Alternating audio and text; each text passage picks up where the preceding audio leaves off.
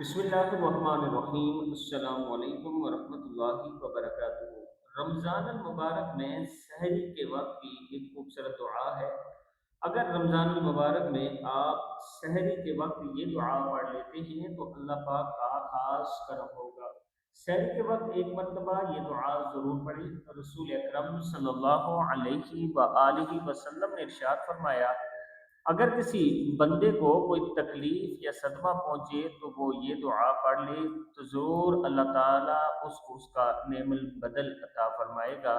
دعا کیا ہے؟ بسم اللہ الرحمن الرحیم، انا للہ و انا الیہ راجعون، اللہم اجرنی فی مصیبتی و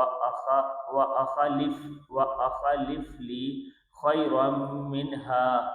یقیناً ہم اللہ کی ملکیت میں ہیں اور ہم نے اس کی طرف لوٹ کر جانا ہے۔ اے اللہ، مجھے میرے صدمے اور میری تکلیف کا اجر دے اور مجھے اس سے بہتر عطا فرما۔